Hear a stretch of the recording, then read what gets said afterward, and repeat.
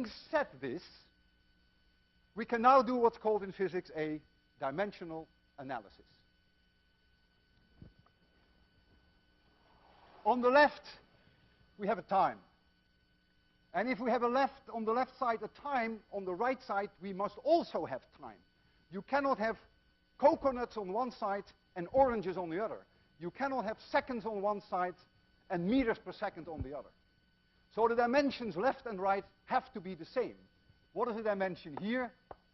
That is t to the power 1. It's that t.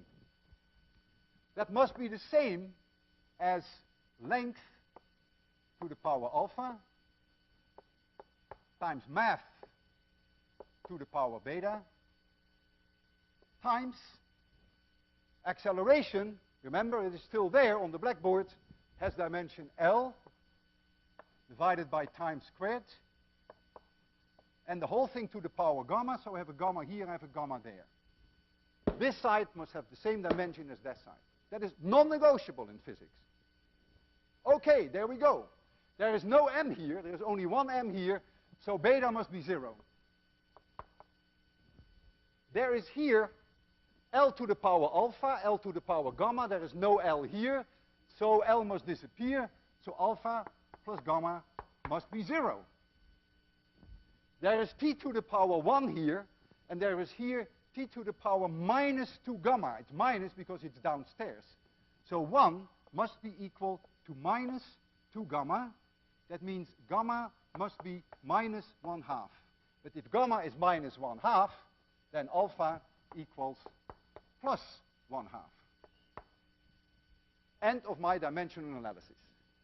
I therefore conclude that the time that it takes for an object to fall equals some constant, which I do not know. But that constant has no dimension. I don't know what it is, times the square root of h divided by g. Beta is 0, there is no mass. H to the power 1/2, you see that here, and g to the power minus 1/2. This is proportional to the square root of h, because g is a given and c is a given, even though I don't know c. I make no pretense that I can predict how long it will take for the apple to fall. All I'm saying is I can compare two different heights. I can drop an apple from 8 meters and another one from 2 meters, and the one from 8 meters will take 2 times longer than the one from 2 meters. The square root of 8 to 2, 4 over 2 will take 2 times longer, right? If I drop one from 8 meters and I drop another one from 2 meters, then the difference in time will be the square root of the ratio that will be twice as long.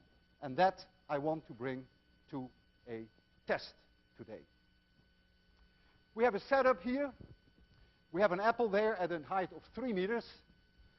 We know that the length to an accuracy, the height of about 3 millimeters, no better. And here we have a setup whereby the apple is about 1.5 meters above the ground. And we know that to about also an accuracy of no better than about 3 millimeters. So let's set this up. I have here something that's going to be a prediction of the time that it takes for one apple to fall divided by the time that it takes for the other apple to fall. H1 is 3 meters, but I claim there is an uncertainty of about 3 millimeters. Can't do any better. And H2 equals 1.5 meters, again with an uncertainty of about 3 millimeters. So the ratio H1 over H2 is 2.000, and now I have to come up with an uncertainty, which physicists sometimes call an error in their measurements, but it's really an uncertainty. And the way you find the uncertainty is that you add the 3 here, and you subtract the 3 here, and you get the largest value possible. You can never get a larger value. And you'll find that you get 2.006. And so I would say the uncertainty is then 0.06. This is a dimensionless number because it's length divided by length. And so the time t1 divided by t2 would be the square root of h1 divided by h2. That is the dimensional analysis argument that we have there. And we find, if we take the square root of this number, we find 1.414 plus or minus 0.0, and I think that is a 2. That is correct. So here is a firm prediction. This is a prediction. And now we're going to make an observation. So we're going to measure T1, and there's going to be a number, and then we're going to measure T2, and there's going to be a number. I have done this experiment 10 times, and the numbers always reproduce within about 1 millisecond. So I could just adopt an uncertainty of 1 millisecond. I want to be a little bit on the safe side. Occasionally, it differs by 2 milliseconds. So let us be conservative, and let's assume that I can measure this to an accuracy of about 2 milliseconds. That is pretty safe. So now we can measure these times, and then we can take the ratio, and then we can see whether we actually confirm that the time that it takes is proportional to the height, to the square root of the height. So I will make it a little more comfortable for you in the lecture hall. That's all right. We have the setup here. We first do the experiment with the 3 meters. There you see the 3 meters. And the time, the moment that I pull this string, the apple will fall, a contact will open, the clock will start. The moment that it hits the floor, the time will stop. I have to stand on that side, otherwise the apple will fall on my hand. That's not the idea. Stand here. You ready? Okay, then I'm ready. Everything set? Make sure that I've zeroed that button. Yes, I have. Okay, 3, 2, 1, 0. 781 milliseconds. So this number, you should write it down because you will need it for your second assignment. 781 milliseconds with an uncertainty of 2 milliseconds. We're ready for the second one. You ready? You ready? Okay, nothing wrong with being ready. 0, 0, right? Thank you. Okay, 3, 2, 1, 0. 551 milliseconds. Boy, I'm nervous because I hope that physics works. So I take my calculator, and I'm now going to take the ratio T1 over T2.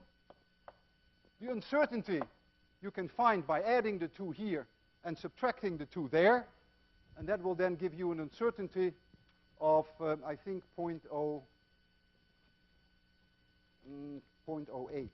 Yeah, 0.08. You should do that for yourself. 0.008. Dimensionless number, this would be the uncertainty. This is the observation. 781 divided by 551. 1 point, let me do that once more. 781 divided by 551. 1417. Perfect agreement. Look, the prediction says 1.414, but it could be 1 point, could be 2 higher. That's the uncertainty in my height. I don't know any better. And here, I could even be off by an 8, because that's the uncertainty in my timing. So these 2 measurements confirm they are in agreement with each other. You see, uncertainties in measurements are essential. Now, look at our results. We have here a result which is striking. We have demonstrated that the time that it takes for an object to fall is independent of its mass. That is an amazing accomplishment. Our great-grandfathers must have worried about this and argued about this for more than 300 years. Were they so dumb to overlook this simple dimensional analysis? Inconceivable. Is this dimensional analysis perhaps not quite kosher? Maybe. Is this dimensional analysis perhaps one that could have been done differently? Yeah. Oh yeah. You could have done it very differently. You could have said the following.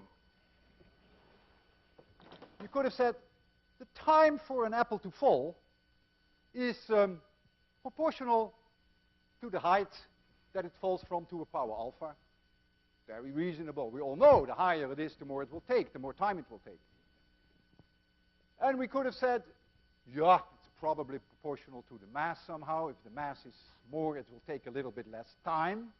Turns out to be not so, but you could think that. But you could have said, well, let's not take the acceleration of the Earth, but let's take the mass of the Earth itself.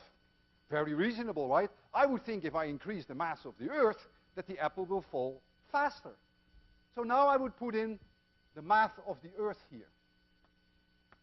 And I start my dimensional analysis, and I end up dead in the waters. Because you see, there is no mass here. There is a mass to the power beta here and one to the power gamma.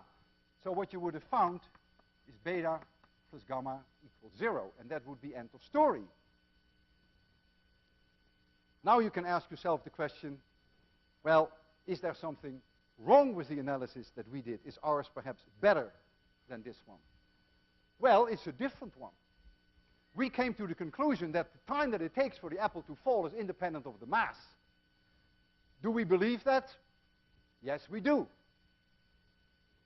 On the other hand, there are very prestigious physicists who even nowadays do very fancy experiments, and they try to demonstrate that the time for an apple to fall does depend on its mass, even though it probably is only very small if it's true, but they try to prove that. And if any of them succeeds, or any one of you succeeds, that's certainly worth a Nobel Prize. So we do believe that it's independent of the mass. However, this, what I did with you, was not a proof, because if you do it this way, you get stuck. On the other hand, I'm quite pleased with the fact that we found that the time is proportional with the square root of h. I think that's very useful. We confirmed that with experiment, and indeed, it came out that way. So it was not a complete waste of time. But when you do a dimensional analysis, you better be careful. I'd like you to think this over, the comparison between the two, at dinner, and maybe at breakfast, and maybe even while you are taking a shower, whether it's needed or not. It is important that you digest and appreciate the difference between these two approaches.